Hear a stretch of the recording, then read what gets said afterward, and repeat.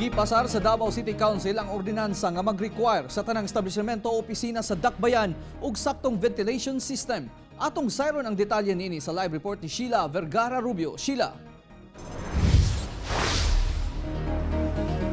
Real gipasar kini isip mitigation sa pagkuyanap sa COVID-19 virus, ilabi na nga kadaghanan sa mga nagtakod-takod anaa sa mga trabahuan.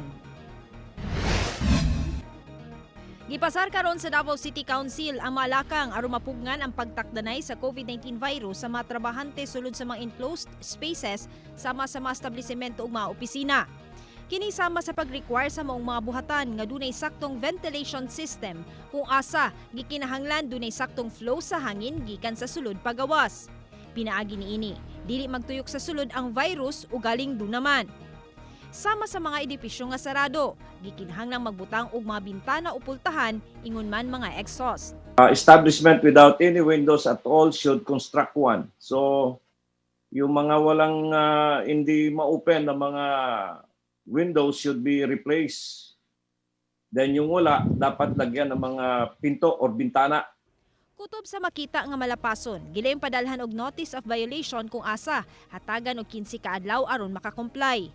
Samtang ang mga magmagahi, gilayong pamultahon o i-revoke ang permit. For the second offense, the person or establishment who violates this ordinance shall be fined with 5,000 pesos. The maximum penalty as provided in the local government code. But in spite of this thing, Mr. President, if they continue to violate, for the third offense, the business permit of the establishment shall be cancelled or revoked.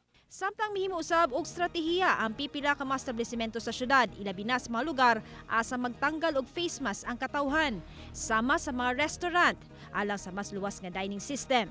Kini sama sa pag-set up og outdoor dining area.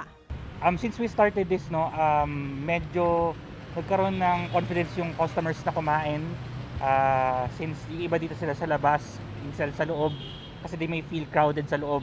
So, okay yung reception ng mga customers natin, especially towards the evening, pagka sa dinner. Real ang Office of the City Building Official ang usa sa mga buhatan nga mangulo sa implementasyon pinaagi sa pagsusi sa mga establishmento. Real. Okay, daghang salamat Sheila Vergara Rubio.